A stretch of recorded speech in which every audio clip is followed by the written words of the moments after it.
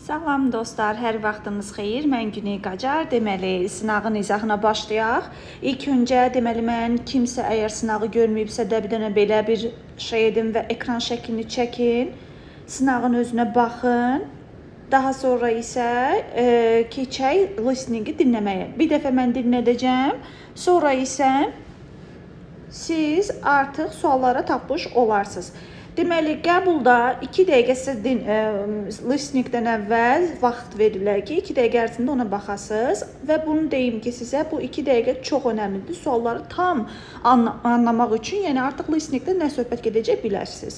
Belə baxıram, nədən söhbət gedir? Bir pasient və həkimin müzakirəsindən söhbət gedir və həkim, pasient axırıncı dəfə nə vaxt yoxlanışa gəlib o haqda soruşacaq. Deməli, ona haqqında fikir verməliyik ki, nə vaxt, o nə baxacaq. Sonra mətndən aydındır, bu tamamilə biz listeningi tam anlamalıyıq ki, onu bilək. Yenə 3-cü sualda listeningi tam anlanılmalıdır ki, hansı sualın cavabı var. Daha sonra isə 4-cü suala baxıram ki, cümləni tamamlayaq. Görək, burada doesn't seem overweight. Niyə görə çox çəkili görünmür? O çəkili görünməməyinin səbəbini soruşacağıq. Və 5-ci sual isə düzgün variantı soruşacağıq. Hansı düzgündürsə ona cavab verəcək. Elə isə başlayaq listeningə. Məndən bir yerdə birinci dəfə səslənsin və baxaq. Çox üzr istəyirəm. Qəşəng səsini yüksək qoyum. Siz də rahat dinləyə biləsiniz. 1 dəqiqə və səsləndi. When did you last come in for a physical exam? I had my last physical exam 2 years ago. Have you had any other exams recently? Blood work, an electronic cardiogram, or an ultrasound? Well, I had a few x-rays at the dentist's. How have you been feeling in general? Pretty well. No complaints really. Could you roll up your left sleeve? I would like to take your blood pressure. Certainly. 120/80. That's fine. You don't seem to be overweight. That's good. Do you exercise regularly? No, not really. If I run up a flight of stairs, it takes me a while to get my breath back. I need to get out more. That would be a good idea. How about your diet? I think I eat a pretty balanced diet. You know, I have a hamburger from time to time, but generally I have well-balanced meals. That's good. Now I'm going to listen to your heart. Oh, that's cold. Don't worry, it's just my stethoscope. Now breathe in and hold your breath. Please pull up your shirt and breathe deeply. Everything sounds good. Let's take a look at your throat. Please open wide and say ah. Okay, everything looks fine. I'm going to order some blood work, and that's about it. Take this slip to the front desk, and they'll arrange an appointment for the tests. Thank you, doctor. Have a nice day. Bəli, listeningimiz səsləndi. İndi isə keçək, suallarımıza baxaq. Deməli, belə deyim, bu magistr səviyyəsində düşən bir listeningdir. İnşallah ki, yaxşı başa düşmüsünüz. Məncə sizə də elə rahat gələcək. Deməli, birinci sualımızda orada elə ilk cümlədən deyir ki, nə vaxt getmisən yoxlanışa axırıncı dəfə? Burada çox aydın şəkildə deyir ki, 2 years ago, yəni C variantı 2 il əvvəl gedib. Mətndə nə aydındır? Mətndə baxın, belə suallarda bütün variantları eşitmiş olarsınız. Məsələn, dentist sualını, cümləsini eşitmiş olarsınız. O demək deyil, o düzgündür. Çünki burada nə deyir? Deyir ki, pasient tez-tez diş həkiminə gedir. Bu sadəcə deyib ki, axırıncı dəfə nə vaxt tutaq ki, getmisən həkim? O deyir, mən arada bir dəfə dentistə getmişəm. Bu often demək deyil. Mən gözlüyün görüm səsimdə, səsim yazdılar, dedim, birdən olmaz. Often demək deyil. Ona görə variantını çıxartdım. Amma məsəl üçün B variantına baxıram, deyir ki, exercise edir, idman edir müntəzəm şəkildə. Əksinə deyir ki, mən idman eləmirəm. Hətta sən deyir, məni bu dəqiqə bu qaçış aparatına çıxartsan, çox böyük bir problem yaşayaram, təngi nəfəs olaram. Mən gərək arada bir çölə çıxım. Sonra deyir ki, amma bu cümlə var. Həkim soruşur ki, ümumi şəkildə belə yaxşı hiss edirsən? O deyir ki, bəli, pretty well, yaxşı hiss edirəm. C. D-yə baxaq. Deyir ki, test appointmenti uzun çəkəcək. Belə bir məlumat yoxdur. Deyir, get orada otur, bir stol götür, otur və gözlə öz sıranı. Deyir ki, patient suffer from the obesity. Obesitydən, köklükdən əziyyət çəkmir. Əksinə, Əksinə, çox yaxşı bir diyetadadır. Yəni, yaxşı bir figuradadır. Üçüncü sualda gəlirəm. Deyir ki, hansı sualın cavabı var? Bir dənə bu sualda da ehtiyatlı olun. Həm listening sualı, həm readinglərin axırıncı sualında məndən nə istəyir? Deyir ki, hansı sualı cavabı var. Buralardan ehtiyatlı olmaq lazımdır. Burada bütün variantları eşitmiş olarsınız. Amma nəyə fikir verirəm? Sual əvəzliklərinə. Baxın, sual əvəzlikləri mənim bütün suallarımı formalaşdırır. Birinci sualda deyirik ki, qanın nəticələri nə vaxt available olacaq, nə vaxt ortaya çıxacaq? Bu haqda məlumatımız yoxdur ki, nə vaxt nəticələr çıxacaq. Daha sonra isə hansı diş problemi? Bax, dental problemdən danışır, amma nə diş problemi var, onu yox. Amma çox adam bunu götürür ki, dental dentist burada danışılıb da. Xeyr, amma hansı? Yoxdur. Niyə görə ultrasoundu həkim tövsiyə eləyir? Belə bir sualda yoxdur ki, niyə görə tövsiyə eləyir? Səbəb yoxdur. Why does the patient need to go out more? Niyə görə? İndi burada fikir verin. Niyə görə patient'ın, yəni xəstənin daha çox çölə çıxması lazımdır? Çünki deyir ki, mən çox təngi nəfəs oluram, idman eləmirəm. Gərək mən tez-tez bir çölə çıxam ki, bir öyrəşim. D variantı. What problems did the patient have with his throat? Boğazında nə kimi problemi var xəstənin? Bu haqda da yoxdur cavab. Ona görə cavabımız olur D variantı. Dördüncü suala keçirəm. Niyə görə overweight olmur? Overweight artıq çəkili görsənmir. Çünki bunu eşitdiniz özünüzdə balanced dieti var. Deyir, arada bir burger istəyirəm, amma çox problem yoxdur. Sonra 5-ə keçirəm. Düzgün variantı soruşur. Deyir, bu test görüşündə problem var. Xeyr, yoxdur. B variantı deyir ki, xəstə çox fitdir, çünki o müntəzəm olaraq idman eləyir. Xeyr, idman eləmir. Patient deyir ki, bu yoxlanışa gəlir tez-tez. Tez-tez gəlmir, 2 il əvvəl gəlib axırıncı.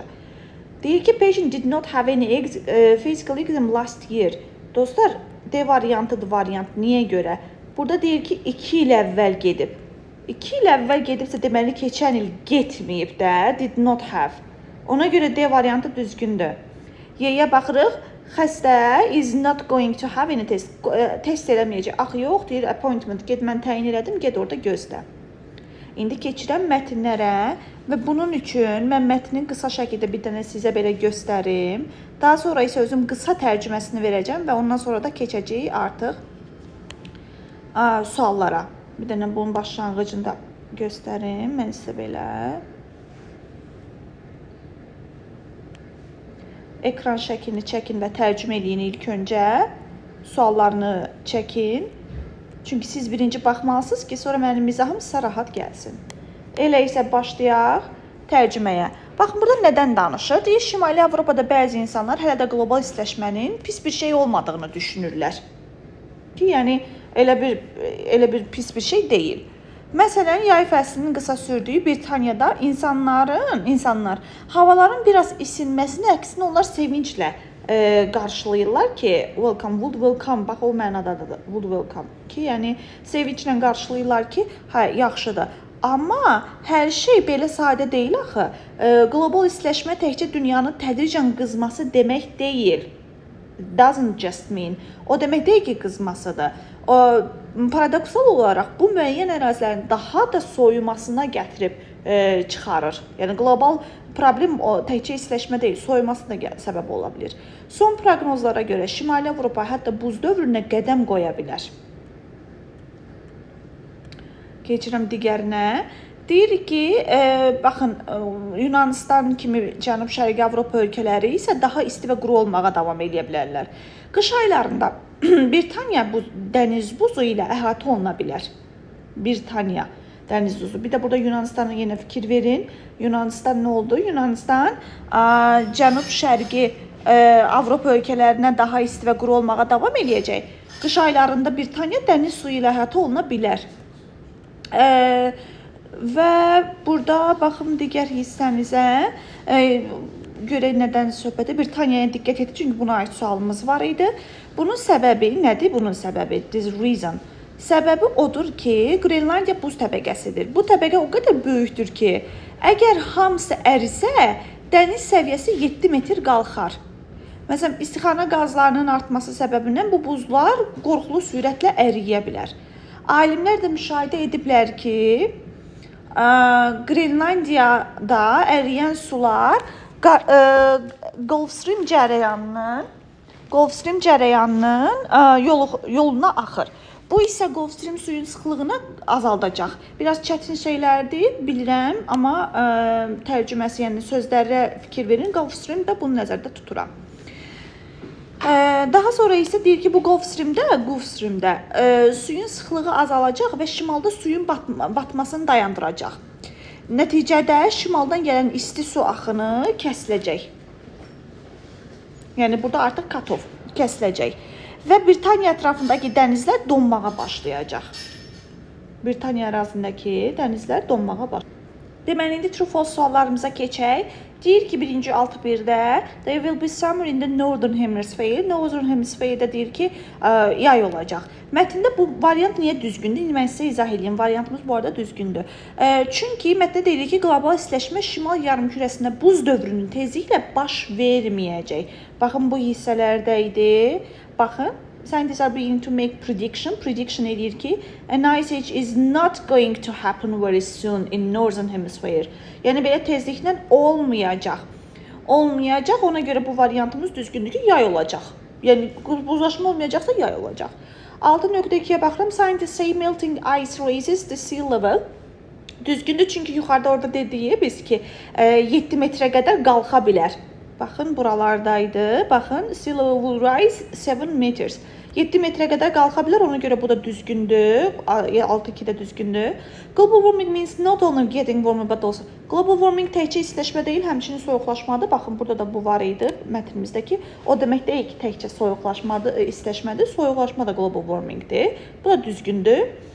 People in Greece would find themselves surrounded by sea. Bunu Greece deyildi, yadınızda dəfələrlə oxuduq. Dedik ki, sea ilə əlavə olunan, əhatə olunan Yunanistan yox, Britaniyada. Ona görə bura false olaraq götürülə bilər.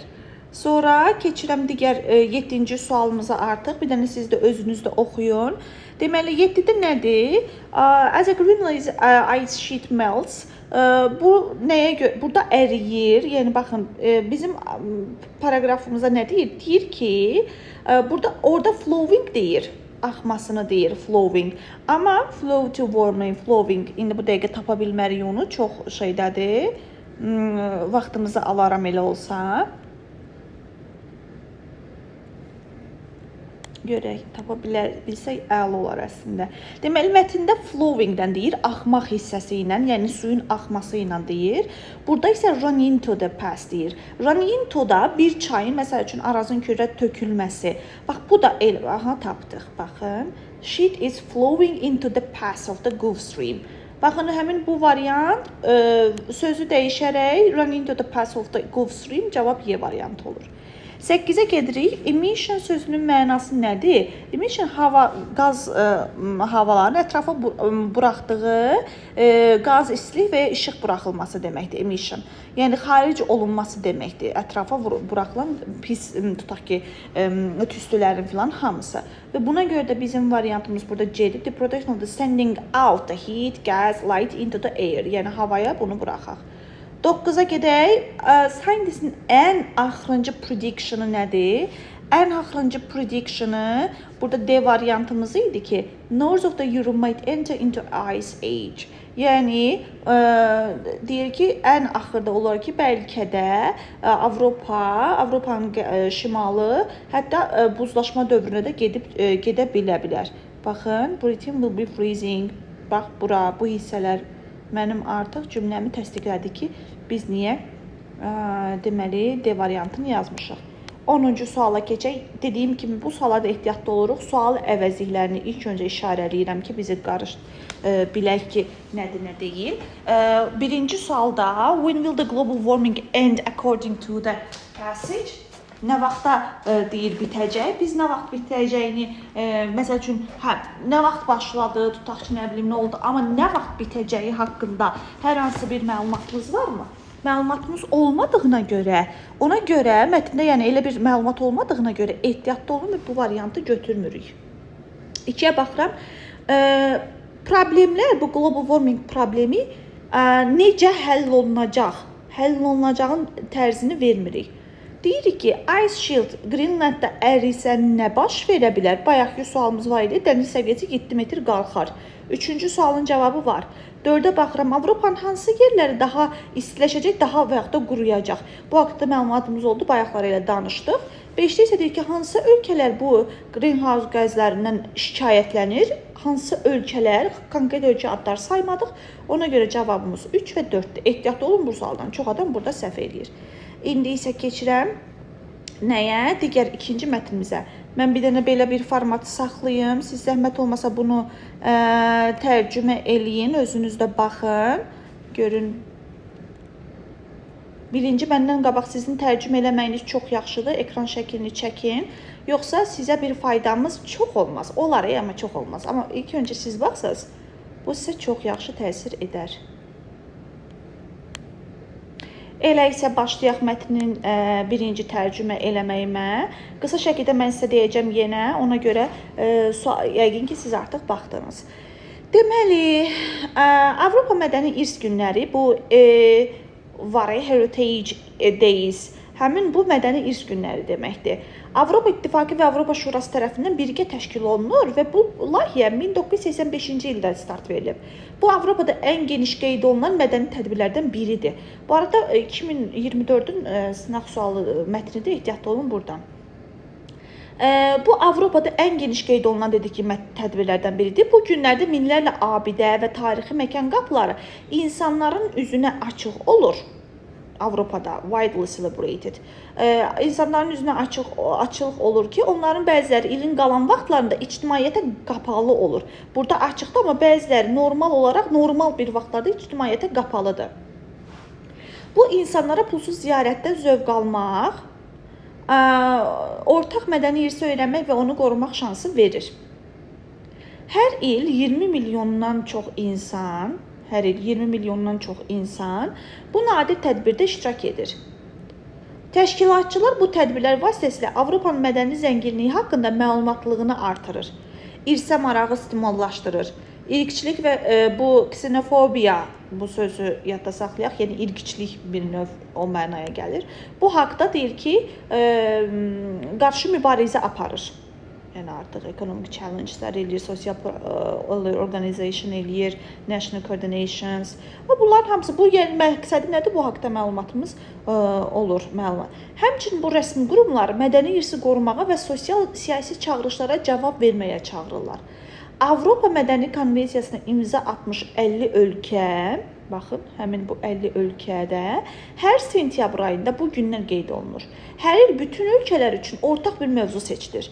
Lakin ölkələr alternativ olaraq öz istəklərini yerli mövzuya uyğun da tədbirlər təşkil etməyə başlayırlar. Yəni onlar bunu təşkil eləməlidirlər. Elə isə indi suallarımıza baxaq. Birinci siz true false-a baxın. Mətnimiz yenə deyirəm 2024-də düşən mətindir. Sınağındadır. Ehtiyatlı olun çünki çox qəşəng bir mətindir. 11.1-ə baxaq. Nə deyir? People don't pay any money for visiting sites on age. Bəli, insanlar axı deyir ki, ödəniş bayaqlar nə danışdıq? Dedik ki, bunlar insanlar burada pulsuz gəlirlər, freedir bəzi günlər və bundan zövq alırlar. 11.2-yə baxaq. Burada 39 il yazılıb. Çünki 2024-ün bayağı dediyim kimi qəbuludur. 2024-dən də 1985-ci ili çıxardanda 39 il olur. Bunu unutmayaq. Buradakı kiçik detallı, rəqəm detalını. 39 il olduğuna görə də bu variantımız düzgündür. There is only one team. Ümumiyyətcə only görəndə ehtiyatlı oluruq və burada da yenə variantımızda səhvlik var. Çünki orada only one team deyil, bir neçə team var. Baxın, team or team. Baxın, bunu bir dənə burada işarəliyim. Bu hissəyə diqqətli olun. Yəni, mən burada bir dənə team deyil, bir neçə team. Yəni, mövzudan mövzuya çoxlu mövzular var. Ona görə variant səhvdir. Council of Europe opened 20-ci əsrin ortaları yox, 20-ci əsrin axırlarında. Çünki 85-ci il artıq axırları nəzərdə tutulur. Ona görə Bu variantda false yenə götürürük. Keçirəm 12-ci suala. 12-13-ə bir dənə qısa şəkildə siz də baxın. Baxsanız əgər sizə çox rahat olacaq. Deməli, although several sites aren't open on most days, baxmayaraq ki, bir neçə siteslar, bir neçə yerlər digər vaxtlarda açıq deyil, açıq olmayanda nə deyirik onda variantda? People can visit them on the European Heritage Day. Çünki həmin günlər pulsuz olurdu axı. Başqa günlər bağlı olsa da həmin günlər açıq olurdu və insanlar gedə bilirdi. Ona görə 12A. Sonra suala cavab verək. Bu organizerin, bu təşkilatın məqsədi nədir? Məqsədini qeyd etmişdik biz ki, to invite Europeans to respond socio-political process. Sosial politikal proseslər üçün eləmişdik də. Baxın, görək necə taparıq o hissələrdə. Bax, bu hissələrdə var idi ki, deyib tapdıq. Baxın, respond to socio-political and economical challenges. Deməli, sosial-politikal olduğuna görə mənim 13-cü cavabım, sualım oldu B variantı. Awareness nə deməkdir? Bu bir neçə dəfə qəbula düşüb. Agahlıq, məlumatlılıq deməkdir. Bir şeydən məlumatlı olmaq deməkdir. 14-cü sual, indi bax burada mənim hansı variantım? Y-yə baxın. Knowing that something exists and is important being interested in. Yəni, bu artıq bilmək ki, bu şeydə məlumatım var. Keçirəm 15-ə. Hansı sualın deyir ki, cavabları var mətndə? 1-ə baxıram. Burada çox adam who-nu götürmür ki, adam adı yoxdur. Bu cultural events'dən kim responsible'dır? Burada cavabımız, baxın, European təşkilatı var. Council of the Europe, National Coordinators. Ona görə bu sualın volunteers, ona görə bu sualların cavabı var. Yəni, who-nun cavabı var. Ehtiyatlı olun. O demək deyil, sırf adam adı axtaracaq. 2-yə baxaq. What other cultural events are so... Başqa hansılar qeyd olunur? Başqa nələr danışmadıq? Hansı mədəni təşkilatlar olur? Onlar haqqında danışmadıq. Təxminən bu ərzində, organization ərzində nə qədər adam, nə qədər ölkə iştirak edib? Bayaq deyə 50 dənə, 50-dən çox countries iştirak edib. Və bir də gəlirəm 4-ə. When was the Council of the Europe launched? Nə vaxt başlayıb bu Council? 1985 deməyin, Council nə vaxt başlayıb yox. Biz EHD-nin nə vaxt başladığını bilirik. Council'ın yox. Ona görə bu da çox qəşəng sual idi və 4-cü sual səhvdir. Hər il harada baş tutur? Biz deməli bir çox dedik ki, ölkələrdə, məsəl üçün, in the 50 signatory country in the European Cultural Convention 50 ölkədə bunlar baş tutur və burada da həmin 50 ölkədə olduğuna görə də yenə də ölkə adı axtaranlar çox olur. Yəni, konkretdə Azərbaycan, Türkiyə elə yox. Amma 50 dənə ölkədə baş tutur deyirəmsə, yəni bu şirkətdə, bu yerlərdə baş tutur deyirəmsə, bu variantımızı düzgün götürə bilərik. Ona görə bizim bu testdə variantımız 1, 3, 5'dir. Keçdim qrammatik suallarımıza. Qrammatik suallarımıza baxaq. Baxın, birincisi variantlarımızda uzlaşmalara baxacağıq. Uzlaşmalarda bura indiki, bura keçmiş zamandır. Biz indiki və keçmiş zamanı uzlaşdıra bilmədiyimizə görə since olanda ancaq eləyə bilirik, bunu unutmayın. Bu variantı çıxardıram, getdi variant. Sonra digər variantlarda uzlaşmalarda o qədər problem yoxdur, amma yenə də baxaq. The pyramids, piramidlər özü tikər yoxsa tikilər? Deməli, passivdədir və baxıram variantların hamısı passivdədir. Before iron, amma burada before var. Before varsa deməli bunun əvvəli bitmiş zaman olacaq. Ona görə sadələri çıxardıram. Bitmiş zamanla davam edirəm. Iron da təkdə olduğuna görə were olmaz. Cavab 16C. 17-yə baxıram. Sofanın, yəni divanın üzərində uzanmaq olar. Ona görə 10, bunları getdik. Və kurtkasında uzandı. Yəni bu adam kurtkasının içində olur. Ona görə buradakı 10'u çıxartdım in. Və 1 saatdan çoxdur ki, yatdı, for and sleep. Deməli, 17Y variantı. 18-ə gəlirəm, baxın, tag question qaydasıdır. Belə olanda vergüldə cümləni təsdiqlədirsə, bura inkar olacaq. Deməli, bu tərəf inkarı axtarıram, təsdiqləri çıxartdım. Bəs nəyə əsasən axtarıram? Cümləmin köməkçisinə baxıram. Köməkçim will-dirsə, buranı nə ilə verəcəm? Want you, yəni cavabım B variantı. Səhv variantı soruşur məndən. Deməli 19-cu testdə ehtiyatlı olaq. Baxın, Y variantı özünü çox büruzə verir. Careful diqqətli deməkdir. Talented talantlı, savadlı deməkdir. Bu necə antonim olsun? Səhvdir. Amma digərləri hamısı yerli, xarici, heç nə bilməyən, bacarıqlı, nə bilim dəqiq olmayan amma çox dəqiq, evli, subay. Bunlar antonimdir. Cavabımız olur Y variantı. Sualımız make-up dialoqdur. Bir dənə siz özünüz baxın. Məni videomu dayandırın. Sonra mən düzgün variantdan oxuyacağam. Düzgün variant cavab Y variantıdır. İndi üzərində oxuyuram. 3-dən başlayıram. Deyir ki, this cake is very good. Bu kek çox yaxşıdır. Oh, is it? Eləmi? You like it, don't you?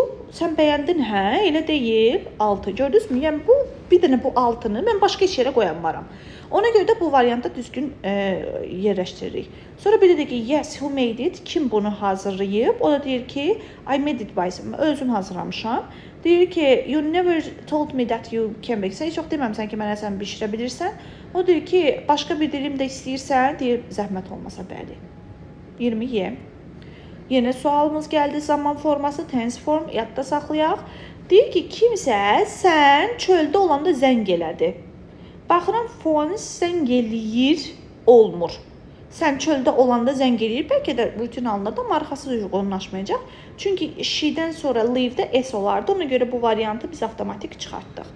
Kimsə sən çöldə olanda zəng elədi, amma adını vermədi. Bax, bu hissə var, bura inkarlıq bildirəcək. Və bunların hamısı belə getdi təsdiqə.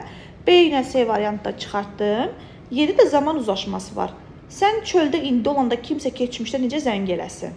Variantımız nədir? Sən çöldə olanda kimsə zəng elədi, amma adını vermədi. Ona görə 21A variantı. Gəlirəm 22-yə. Lately, yəni son zamanlar. Lately, son zamanlar. A lot of remarkable experiments have been carried out by our scientists lately. Deyir ki, burada bir dənə ehtiyatlı olun. Nədən? Mənim cümləmə bura sual verməliyəm. Sual da lately-də nə vaxt? Yəni when? Və cümləm hansı zamandadır? Bitmiş zamandadır. When-lə sual verəndə və burada bitmişlik olmalıdır. Bu halda nə edəcəm? When-dən sonra bitmiş yazmalıydım, hə? Amma ehtiyatlı oluruq. When-dən sonra bitmiş zaman gəlməz. When-dən sonra bitmiş zaman gəlməyəcəyinə görə mən bütün when-dən sonra bitmişləri çıxardıram. Bəs nə gələcək? Past simple gələcək. Deməli, when-dən sonra bitmiş zaman olmayacaq. Halbuki burada bitmiş var, amma biz bir addım arxaya göndərik, past simple eləyirik. Past simple etdikdə bir dənə burada ehtiyatlı olduğumuz nə var? Bura bitmişin passiv formasındadır. Deməli, past simple-ın da passiv formasına salıb nə edəcəm? Were üstəgəl feilin 3-cü forması. Addımlara ehtiyatlı oluruq. When-dən sonra bitmiş zaman gəlməyəcəyinə görə past simple ötürürəm. Amma burada da passiv olduğuna görə past simple-ın passivinə çevirirəm. 23-ə gələk. Dostlar, deməli 23-dən cavab yuxarıdadır. Gəlin bir dənə hər ehtimal burada nəyə baxaq. Baxın, ümumiyyətlə burada inkarlıq var. İnkarın arxasınca başqa bir inkar gəlməyəcək və bunların hamısı inkar olduğuna görə A variantını çıxardıram. Sonra baxıram burada, görək nə var. Ümumiyyətlə cümlədən ofdan yadda saxlayın. No və nothingdən sonra of gəlməz. Deməli, baxın, burada of vardı ya, no və nothing olmaz. Bəs none ola bilərmi? Baxaq. There was none of applicants in the meeting hall. Baxıram, yəni 3-ə B variantım, 3-ə B variantım uyğunlaşır. Bəli, bu variantları çıxartdım. Çünki 3-ün B-si uyğunlaşır. None of ola bilər. Ofdan sonra none of, ay, neynədim? Hə, ofdan əvvəl none gələ bilər. Deyirik ki, indi it has nothing to do with the scenario. Burada bu haqda eləməyin nəsə yoxdur. Heç bir şey yoxdur. Ona görə burada uyğunlaşa bilər 1. Burada 3. I can't wait. No longer. I have to go. Mən daha fazla gözləyə bilmirəm. Mən getməliyəm. No longer if ola bilər. Və burada da unutmayın, hardly var. Hardly inkarlığı bilir və arxasınca başqa inkar olmaz. Deməli, variantım oldu. D variantı. Gəldim 24-ə. Düzgün məndən sual cümləsini istifadə edir. Ehtiyatlı olun, bir dənə cümlə özünüz baxın. Çünki dəfələrlə qəbula düşmüş bir sualdır. Əgər boy indiki zamanda olsaydı, yəni heard indiki zamanda olsaydı, boy üçüncü şəxsin təki də hearddə nə olardı? S olardı. S olmadığına görə keçmiş zamandı, bildik və keçmişdə didn't-dan düzəldi, bir düzgündür. 2-yə baxıram da boy shut the door, does verib. Does veribsə bu indiki zaman olmaydı, amma shut-da S yoxdur, ona görə bu 2 çıxdı. The boys let. Boys cəmdə olur, let də əlbəttə ki S artılmayacaq və burada da don't say, bu düzgündür. Amma bir dən bura baxın, heard da put da, üçü formatı, üçü də eyni cür düzəlir. Heard, put. Yəni keçmişi də elədi. Əgər boy üçüncü şəxs tək olduğuna görə put indiki zaman olsaydı burada nə olardı? S. Baxıram S-i yoxdur, amma doesn't-dan verir. S yoxsa bu keçmişdədir. Burada does yox, onda didn't olardı. Ona görə 4 də səhvdir. Cavabımız olur A variantı. Gəldik axırıncı suala.